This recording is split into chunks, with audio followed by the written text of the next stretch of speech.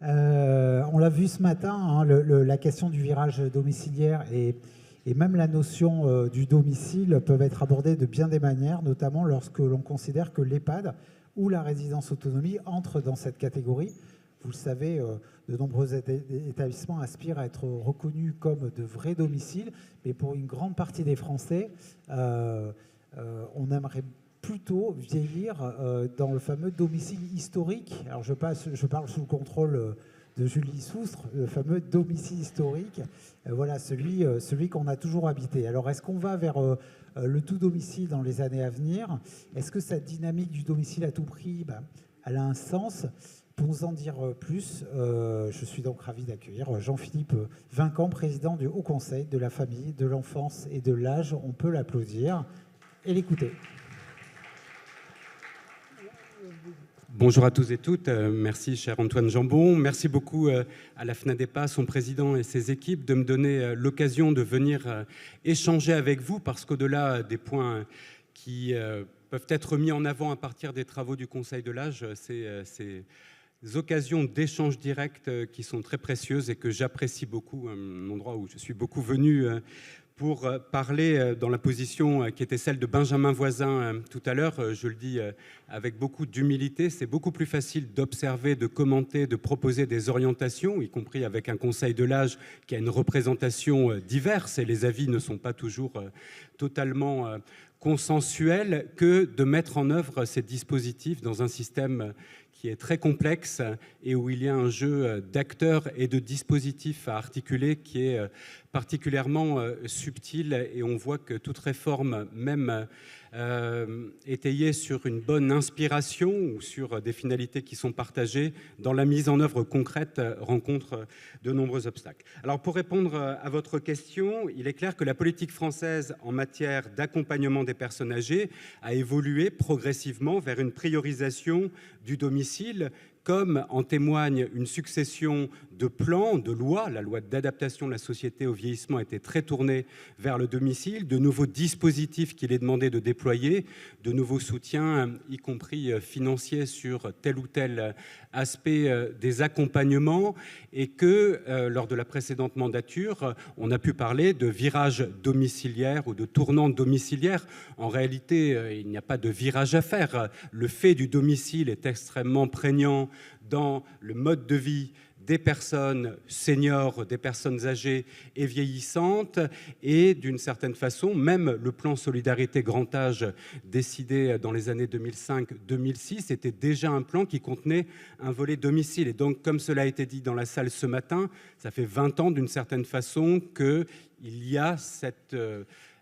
principe ou cette volonté de faire du domicile le lieu privilégié d'accompagnement d'une société vieillissante et des seniors vieillissants. Mais c'est vrai qu'avec la loi Bien vieillir du 8 avril 2024, avec aussi le fait, je ne sais pas si vous l'avez noté, que le Premier ministre François Bayrou, dans sa déclaration de politique générale, a appelé à l'ouverture d'un dialogue entre le Parlement, les départements et l'État, je le cite, sur le bien vieillir et le maintien à domicile. On est vraiment à un moment où il faut qu'on se pose la question de savoir si nous sommes à la fois dans la bonne direction en termes de cap et bien préparés à une politique de domicile qui deviendra incroyablement plus exigeante à mesure que le nombre de personnes vivant dans notre pays âgées de plus de 75 ans va augmenter. Et notre constat dans les travaux récents du Conseil de l'âge, et notamment dans ce rapport à 360 degrés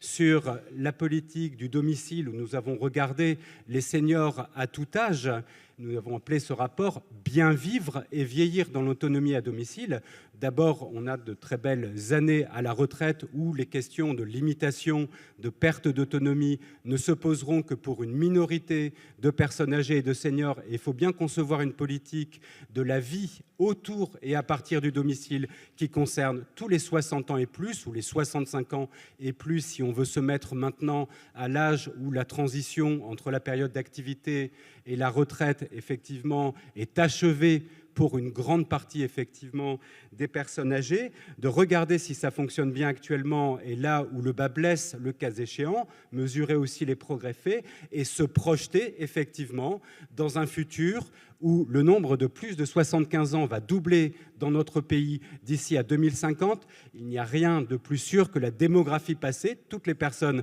qui ont 50 ans sont déjà nées, toutes celles qui auront 60, 65 ans, 75 ans dans les 30 années à venir, nous les connaissons déjà à l'état civil. Et ensuite, il faut qu'on projette des tables de mortalité et d'espérance de vie sans incapacité pour savoir ces personnes qui vont à un moment avoir besoin de cet appui et de cet accompagnement par une politique de l'âge et du grand âge pour se réaliser dans toutes leurs aspirations et pour que leurs besoins soient satisfaits. Et dans le cadre de ces travaux sur le domicile, j'irai rapidement sur ce point, notre constat est que nous sommes dans un système qui est à la fois très porté et qui est à bout de souffle, où nous n'arrivons pas à apporter en quantité et en qualité suffisamment de réponses aux besoins et aux aspirations des personnes âgées et des personnes très âgées. Dans un contexte même où nous sommes dans l'œil du cyclone démographique, puisque le nombre de personnes de plus de 80 ans progresse très peu du fait d'abord des non-naissances avant la Deuxième Guerre mondiale et pendant la Deuxième Guerre mondiale. Nous ne sommes pas dans la situation d'il y a 10 ans où nous avons eu une bosse effectivement du grand âge liée à la reprise des naissances après la Première Guerre mondiale. Donc nous sommes dans un plat démographique. Nous avons eu aussi un épisode de pandémie Covid qui a provoqué une surmortalité de personnes très âgées, qui fait que quand on regarde l'évolution du nombre de bénéficiaires de l'APA, tant en établissement qu'à domicile, nous sommes dans une stabilité vraiment très forte, une très légère augmentation. Et ensuite, l'adresse nous livre une très bonne nouvelle à partir de l'exploitation de l'enquête autonomie 2022, qui est qu'il y a un recul de la prévalence de la perte d'autonomie, surtout modérée, chez les seniors de plus de 60 ans, et que l'espérance de vie sans perte d'autonomie a augmenté de 0,8 ans pour les femmes, 0,5 ans pour les hommes. Et j'ai demandé à l'adresse de préciser ce que ça nous donnait comme espérance d'années sans perte d'autonomie à 60 ans. Et l'adresse me répond plus de 20 ans, un peu plus de 20 ans pour les hommes et un peu plus de 23 ans pour les femmes, sans perte d'autonomie, au sens très classique que vous connaissez de girer, d'un GIR 1 à 4. Ça ne veut pas dire qu'il n'y aura pas des limitations. Mais avec cette réserve qui est que le motif de perte d'autonomie lié à des troubles cognitifs, à des problèmes de communication, à des problèmes de cohérence du comportement n'évolue pas aussi favorablement, ce qui renforce un des constats essentiels de notre rapport domicile, qui est qu'actuellement, de l'évaluation des besoins des personnes aux réponses qui leur sont apportées par notamment la grande prestation d'autonomie l'APA, nous avons un trou dans la raquette très très important du côté de l'éligibilité et de la possibilité de bénéficier d'un plan d'aide quand on souffre non pas de limitations physiques dans la capacité de réaliser les actes de la vie courante, mais quand on a ces problèmes d'orientation, de cohérence et de communication qui est qu'on ne va pas forcément pouvoir et vouloir réaliser ces actes de la vie quotidienne, quand bien même physiquement on serait capable de les faire. Et donc, nous avons cette inquiétude effectivement sur un système déjà d'aide autour du cœur du réacteur de la politique de l'autonomie qui nous semble poser problème. Mais le deuxième point par rapport à la politique du domicile, c'est que nous sommes dans une insuffisance de solutions pour permettre de bien vivre et de vieillir dans l'autonomie entre le tout domicile historique, et je le dis en réponse à la question posée, nous ne sommes pas dans une politique du domicile historique à tout prix, et ensuite l'orientation ou l'entrée contrainte et forcée, bonjour Madame la députée, bonjour Monsieur le Président, dans ces établissements que sont les EHPAD et qui constituent toujours un maillon indispensable des solutions pour bien accompagner la perte d'autonomie d'un certain nombre de personnes âgées. Nous sommes dans une absence de suffisamment forte anticipation à la fois collective et individuelle sur ce qu'implique une politique qui accompagne et qui accompagnera de plus en plus de personnes âgées et très âgées dans leur domicile. Il faut absolument favoriser cette mobilité résidentielle qui commence à l'intérieur même du domicile historique par le déplacement de la chambre du premier étage au rez-de-chaussée, l'aménagement de la salle de bain, l'aménagement des voies d'accès. Quand on construit une aide et un accompagnement à domicile, il faut penser effectivement à rendre ce domicile préventif de la dégradation de l'état d'autonomie, sécurisé pour éviter les chutes, pour éviter la dégradation de l'état d'autonomie. Il faut penser à des domiciles qui facilitent les interventions des professionnels, où ils sachent par où rentrer dans le logement facilement. Ça va de la boîte à clés à gérer les chiens que peut avoir la personne, et à éviter ce que j'ai vu dans un des déplacements. Nous avons engagé des travaux très considérables, 10 mois de travaux avec nos membres. La FNADEPA y a contribué très fortement, les fédérations également, les associations de retraités également. Et là, dans le Calvados, une personne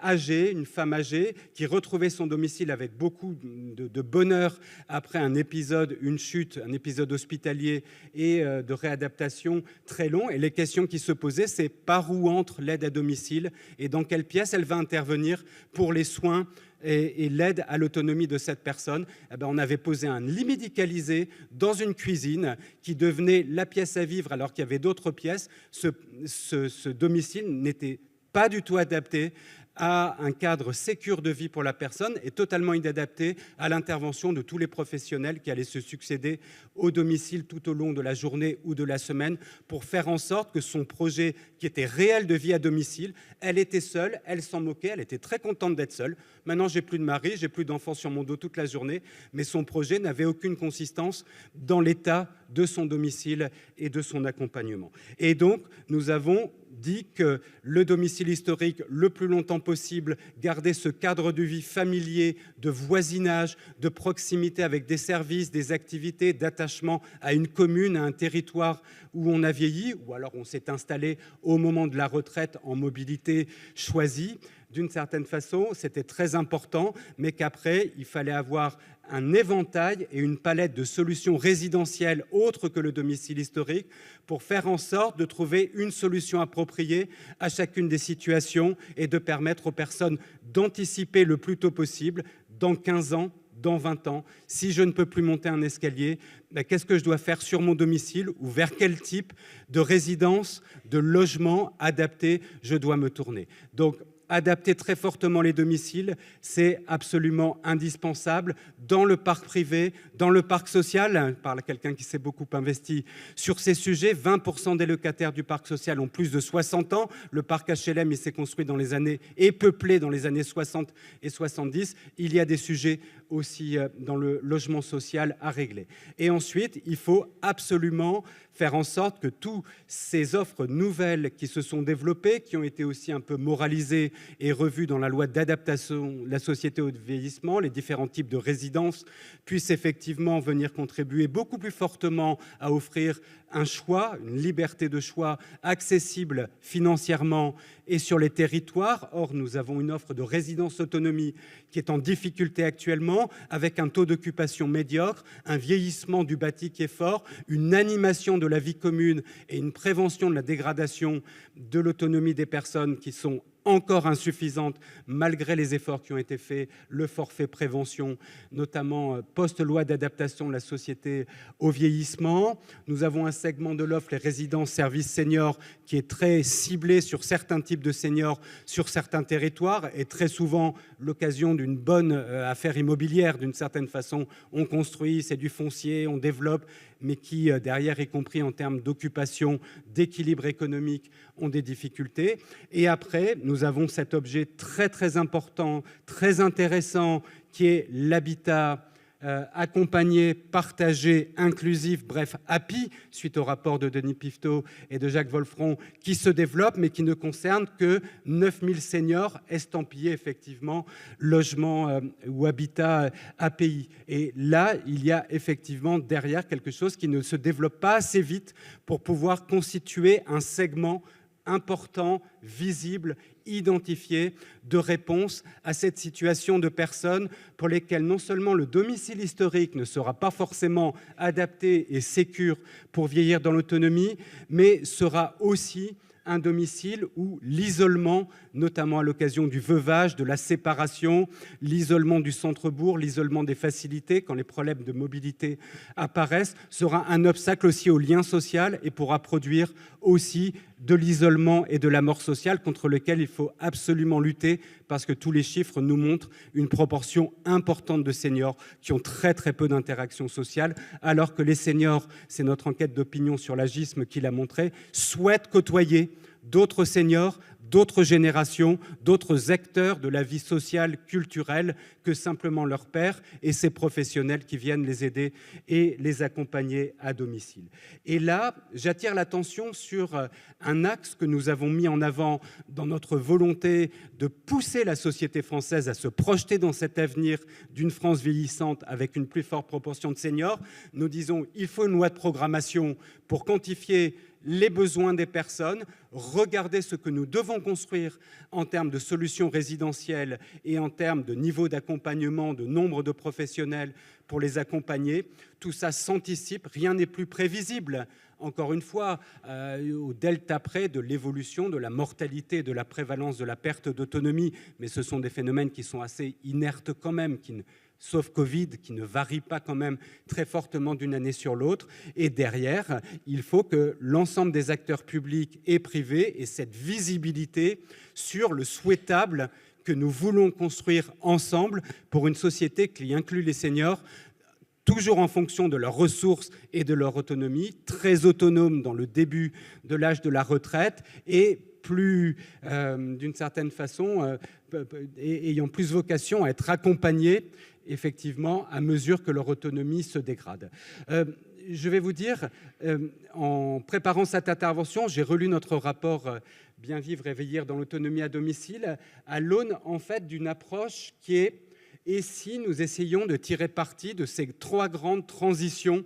du XXIe siècle que les pays comme les nôtres, de l'OCDE, les pays développés traversent. Une transition démographique, une transition écologique, une transition numérique, pour essayer de les potentialiser et en faire un facteur d'opportunité. En vérité, si on se dit qu'un des problèmes, par exemple, de l'accompagnement à domicile, c'est la dispersion des personnes, la dispersion des interventions et des structures, et le fait qu'un domicile historique, quand il est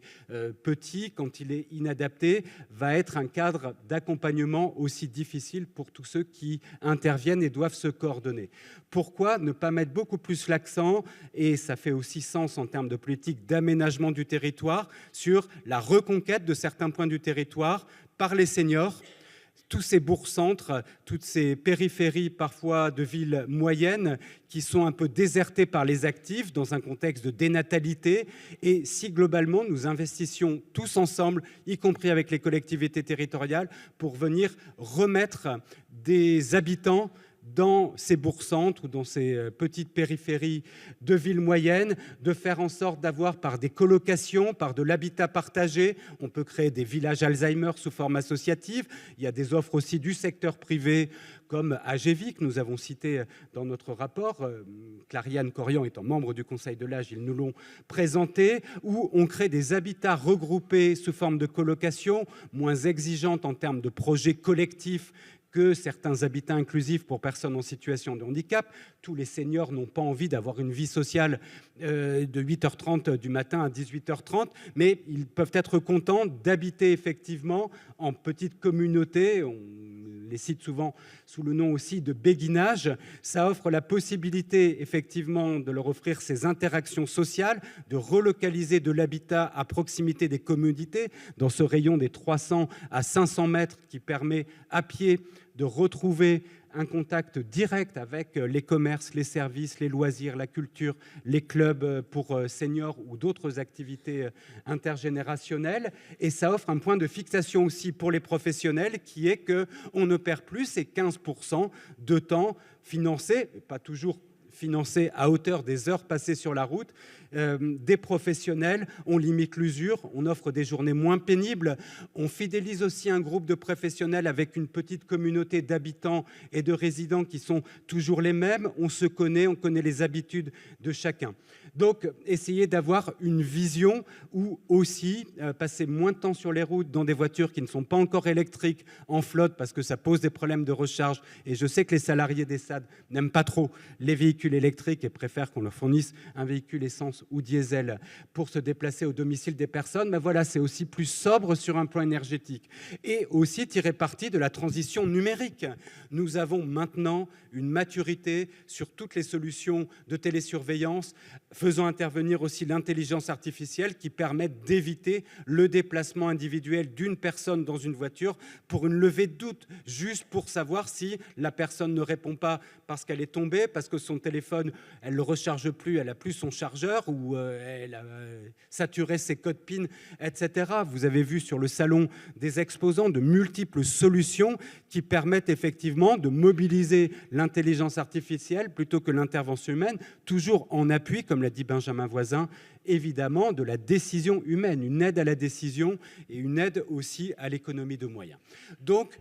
oui, nous avons une politique du domicile. Non, pour l'instant, nous ne sommes pas au niveau de structuration et d'étayage, de soutien à cette politique pour être sûr, premièrement, qu'ici et maintenant, elle fonctionne bien, et deuxièmement, pour qu'elle passe la barre, la rampe de cette augmentation quantitative très importante du nombre de personnes très âgées dans notre pays, avec cette fraction d'entre elles qui seront en situation de perte d'autonomie. Nous avons cité beaucoup de pistes concrètes qui nous semblent effectivement à déployer à partir des dispositifs existants. Pourquoi actuellement il n'y a pas conjugaison pour l'adaptation du domicile, des aides qui peuvent être apportées, dites aides à la pierre, par MaPrimeAdapt, qui en plus est pour l'instant sur des volumes financés et des populations ciblées peut-être un petit peu trop restreintes dans son périmètre, et ce que peuvent apporter les conseils départementaux au titre de l'APA ou les caisses retraite au titre de l'action sociale,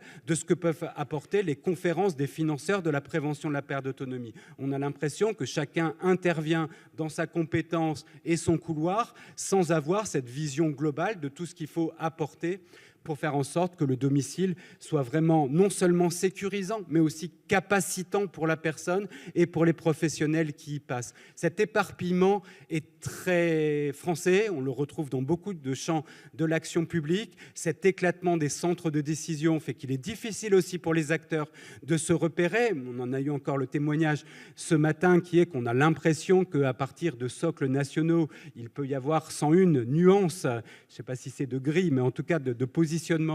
par rapport au dispositif, cette gouvernance qui est compliquée, qui ne donne pas effectivement l'assurance qu'en front office et en back office, tout le monde avance effectivement au même pas, ou en tout cas vraiment dans la même direction et selon les mêmes principes. On peut fonder beaucoup d'espoir dans la mise en place du service départemental de l'autonomie du SPDA. Encore faut-il avoir un niveau d'exigence d'une certaine façon sur ce niveau effectivement de qualité de service global apporté par les financeurs régulateurs en lien avec les acteurs. Les fédérations seront bien membres du SPDA, ils ne seront pas membres de la conférence territoriale de l'autonomie qui est plus limitée effectivement aux financeurs régulateurs qu'on retrouve dans les CFPPA, vous connaissez tous l'acronyme actuellement, mais il faut faire en sorte effectivement que sur une vision beaucoup plus claire que le national doit donner sur où on va et quels moyens on se donne pour y aller, il puisse y avoir une synchronisation beaucoup plus forte, effectivement,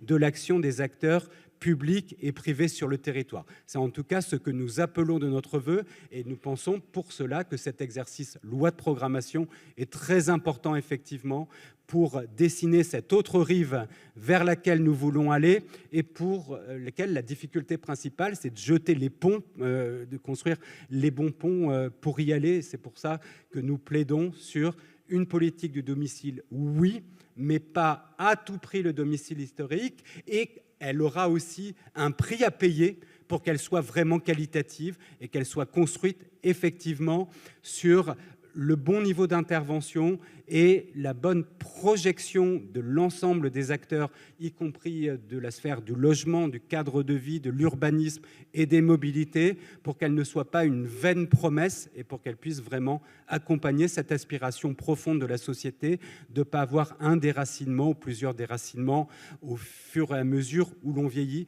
Dernier point pour les EHPAD, nous allons revenir sur le sujet des EHPAD, comme nous avons fait un 360 domiciles nous avons pas mal parlé des EHPAD comme étant un maillon actuellement indispensable parce que accueillant des personnes pour lesquelles actuellement les projets de vie à domicile sont très compliqués. D'abord, il y a des gens qui arrivent en EHPAD sans jamais avoir eu de domicile. En tout cas, sur les 20 dernières années, ils sortent du secteur précarité, hébergement d'urgence, secteur psychiatrique, ils n'avaient pas de domicile. Parfois, l'EHPAD va être le premier domicile. Il y a des EHPAD très sociaux qui admettent à 60 ans des personnes qui étaient sans domicile fixe. Et ensuite, le profil des résidents de l'EHPAD, ce sont des résidents qui sont socialement plus fragiles et économiquement plus fragiles, plus isolés, plus âgés, plus féminins, avec tous les désavantages qu'ont les femmes au grand âge, qui est de vieillir plus souvent seules, avec des plus petits revenus que les hommes. On ne peut pas tirer un trait sur les EHPAD. Et donc, il faut penser à un repositionnement des EHPAD. Et je le dis tout de suite, c'est un sujet qui va nous prendre 10 mois, tout comme on a passé 10 mois sur le domicile, mais nous ne démordrons pas de l'idée que l'EHPAD doit s'humaniser et revêtir plus le caractère d'un lieu de vie où la dimension soignante n'est pas omniprésente au point qu'on n'a plus l'impression d'avoir la liberté d'aller et venir et de prendre son petit déjeuner à 10h si on veut, ne pas le prendre dans la salle avec ses tables en formica à 8h30, tous au même moment parce que derrière, ou avant, il y a un train de toilettes à faire, 15 toilettes dans le couloir, 7 minutes 30, etc. Donc un EHPAD qui soit beaucoup plus à l'écoute du rythme de vie, des aspirations des personnes, et ça pourra économiser parfois de la pénibilité au travail des professionnels de l'EHPAD que de ne pas être dans une vision tayloriste. Je me tape le couloir seul parce que ma collègue est en congé ou a eu un accident du travail, etc. Mais que l'EHPAD devra peut-être et sans doute se renforcer aussi dans sa capacité à accompagner les personnes souffrant de troubles cognitifs. Se poser la question à un moment si tous les EHPAD ne devront pas avoir une unité de vie Alzheimer à un moment donné, et les fins de vie. Il y a des cancers gériatriques, des personnes très âgées, des personnes qui vont devoir être plus accompagnées sur effectivement des soins palliatifs, l'accompagnement de leur fin de vie. Donc humaniser l'EHPAD n'est pas complètement antinomique à se poser la question de savoir si on ne doit pas aussi muscler les EHPAD en compétences propres pour prendre en compte les grandes pathologies du vieillissement et de la fin de vie. Je m'en arrête là pour vous avoir fait aussi un teaser sur les travaux à venir. Vous trouvez tous ces documents sur notre site. On a tous les formats de 5 lignes à 400 pages si vous lisez tous les documents d'éclairage scientifique, les enquêtes que nous avons fait avec les fédérations sur les SAD, et vous avez l'infographie de 6 pages aussi, voilà, chiffres clés, le saviez-vous, et nos convictions en matière de ce que devrait être une politique du domicile au niveau, voilà, de notre volonté de dignité de l'accompagnement des personnes âgées, de respect de leur liberté de choix tout au long de leur parcours et jusqu'à leur dernier jour.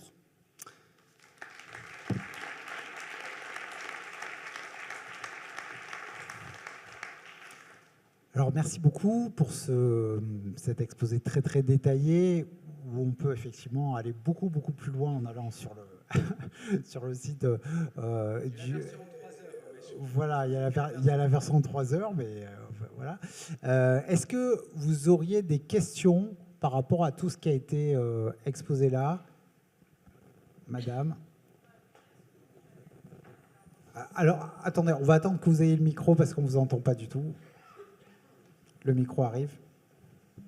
Ah bah voilà. Merci, bonjour. Je pense que comme mes collègues, on apprécie les discours sans détour. Enfin, en tout cas, un exposé sans détour et qui est totalement fidèle à la réalité que nous, en tant qu'établissement, en tant que professionnels, et que nos usagers aussi vivent. Moi, je voulais poser une question qui relève également de la question de la déontologie, mais aussi de la question réglementaire. On parle jusqu'au dernier moment de la vie, de respecter les aspirations de l'autre. Qu'en est-il pour le choix de fin de vie?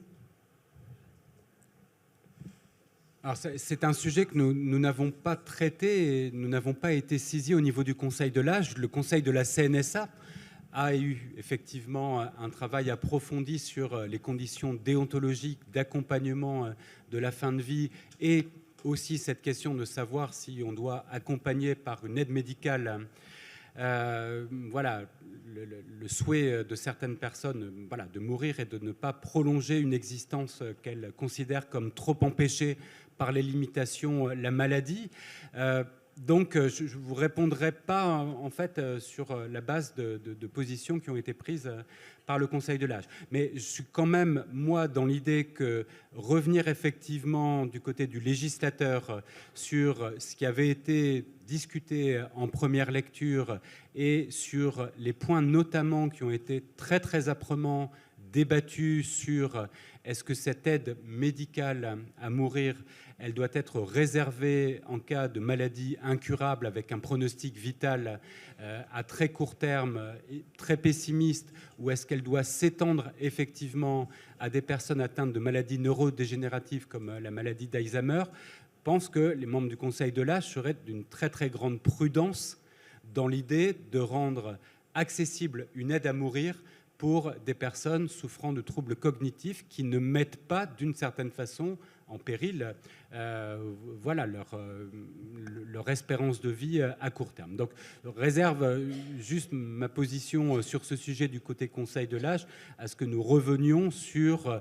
ce que le législateur remet sur la table par rapport à la version votée par l'Assemblée nationale. En revanche, du côté effectivement de la gestion palliative des fins de vie de personnes atteintes de maladies à pronostic vital très pessimiste, il est clair que nous devons reconstruire, et je pense que le rapport pour une stratégie décennale soins palliatifs en fournissait beaucoup d'éléments très intéressants, avec des maisons d'accompagnement de la fin de vie, avec un meilleur maillage par les équipes mobiles soins palliatifs, nous aide à construire un système où nous anticipons le fait que le nombre d'accompagnements des fins de vie, effectivement, dans l'atténuation de la douleur des personnes et dans l'accompagnement médico-psychologique des personnes et de leurs familles, et je pense aussi aux professionnels. Enfin, moi, je me suis beaucoup posé la question en EHPAD ou pour un service de soins et d'accompagnement à domicile, comment on est intégré d'une certaine façon dans cette démarche d'accompagnement des personnes, qui en informe effectivement les services du SAD qu'on va rentrer en soins palliatifs pour tel ou tel bénéficiaire, client qu'on suit. Il faut que toutes ces dimensions soient prises en compte. Une autre question, et sans doute une des dernières. Oui, merci. Bonjour Jean-Philippe. On est évidemment complètement en phase. Il me semble que dans ton exposé, il manque un aspect des choses qui est que cette politique domiciliaire, on pourra d'autant mieux la mettre en place que, à côté des établissements pour personnes âgées en situation de dépendance, on aura des vrais services d'accompagnement des personnes âgées. Et donc, il y a toute la question de savoir à quel moment on va avoir un service autonomie dépendance à domicile, un SAD, qui va être à la hauteur de ce qu'on peut procurer en EHPAD. C'est-à-dire qu'en toute logique, on devrait converger vers une dotation soins dépendance qui soit la même à domicile et en EHPAD. À défaut de ça, on risque d'avoir une solution domiciliaire qui sera toujours dégradée par rapport à ce qu'on peut proposer en EHPAD. Oui, alors le sujet a été beaucoup évoqué ce matin, cette réforme des services autonomie à domicile. Je dois dire que pour le Conseil de l'âge, comme pour mes collègues de l'Inspection générale des affaires sociales, qui ont fait aussi un rapport très intéressant d'avril 2024 sur les alternatives existant entre le domicile historique en EHPAD, il faut un renforcement singulier à la fois de l'intensité, de la quantité et de la coordination des interventions à domicile, encore une fois, pour que cette politique d'accompagnement d'un plus grand nombre de personnes, et plus qualitativement qu'aujourd'hui, puisse réussir. Nous avons dessiné en 4 piliers ce qu'est un accompagnement renforcé à domicile. Il y a d'abord des acteurs de la première ligne qui vont être dans l'effection à la fois de soins de santé et d'accompagnement des personnes. Il y a les professionnels libéraux avec cette impensée qui est comment prend-on en compte l'intervention des infirmiers libéraux sous la forme d'AIS. Nous sommes très conscients que sur certains territoires, il y a une substitution infirmiers libéraux, SIAD ou parfois SAD. On ne peut expliquer autrement les très faibles niveaux d'APA dans certains départements, notamment du sud de la France, que parce qu'il y a une densité et une activité très forte des infirmiers en soins de nursing toilettes, hygiène au domicile de certaines personnes âgées. Et ensuite, nous avons dit, il y a les SIAD, les services d'aide et d'accompagnement à domicile, et nous continuons à penser que créer des services autonomie à domicile, nous avions émis un avis favorable, est plutôt une bonne chose. Ensuite, on voit ce matin que les conditions de mise en œuvre de cette réforme sont extrêmement compliquées. Des territoires d'intervention qui ne sont pas les mêmes, cet objectif de fusion qui est très exigeant et ces groupements de coopération qui peuvent être construits, qui font qu'on peut basculer les autorisations et perdre d'une certaine façon en souveraineté quand on vient s'allier SIAD avec services d'aide et d'accompagnement. Donc on voit que c'est très difficile, mais il nous semble effectivement qu'il faut le consolider. Avec cette bizarrerie, effectivement, on peut le noter, qu'on va expérimenter la fusion du forfait soins et de la section dite dépendance, nous on préfère appeler entretien de l'autonomie, du côté des EHPAD, et on crée avec les SAD des services en double financement d'une certaine façon. Et donc, est-ce qu'on peut aller plus loin effectivement et essayer d'intégrer, comme on le projette dans les EHPAD, un financement qui soit effectivement soins, entretien de l'autonomie? C'est une bascule du sanitaire, de la CNSA, des ARS vers les conseils départementaux, ce n'est pas complètement évident. Après, nous croyons beaucoup à tout ce qui va venir permettre de travailler en équipe, d'abord en termes de prévention. Il y a des très beaux projets financés par les conférences des financeurs. Il y a le projet ICOP qui va arriver aussi. L'idée d'avoir des interventions beaucoup plus fortes d'équipes qui vont faire de la prévention active, maintien de l'autonomie de la personne, prévention de la perte d'autonomie. Après, les dispositifs d'appui à la coordination doivent mettre de l'ordre dans les parcours médico-soignants des personnes âgées et venir aider les familles, enfin les patients, les familles et les professionnels de l'accompagnement à y voir clair effectivement sur les parcours de santé complexes. Et le dernier pilier de ce que doit être un accompagnement renforcé à domicile, c'est celui qui a été évoqué avec les centres de ressources territoriaux qui vont permettre effectivement d'avoir beaucoup plus de supervision de la qualité et de la soutenabilité du projet à domicile de certaines personnes, les accompagner, les DRAD le faisaient à titre expérimental, les CRT volet 2 doivent prendre le relais pour faire en sorte d'avoir un suivi quasiment hebdomadaire de est-ce que ça va et ça va pas. Nous avons telle personne, Madame Martin, elle est en GIR 3, on l'a plutôt accompagnée à domicile. Est-ce qu'à un moment, il ne faut pas la faire, lui proposer d'évoluer vers une résidence autonomie, vers un EHPAD, etc.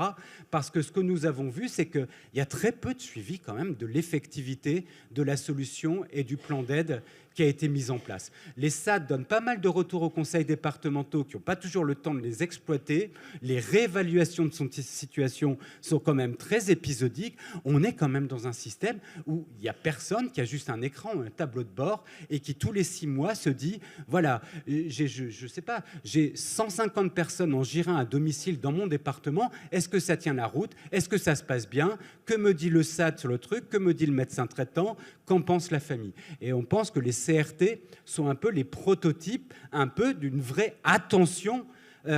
au fil de l'eau, très rapprochée dans le temps de est-ce que ça tient ou est-ce que ça ne tient pas la vie à domicile de telle ou telle personne. Très bien, merci beaucoup. Je voudrais qu'on applaudisse bien fort Monsieur Vincan et on va passer tout de suite à notre prochaine table ronde.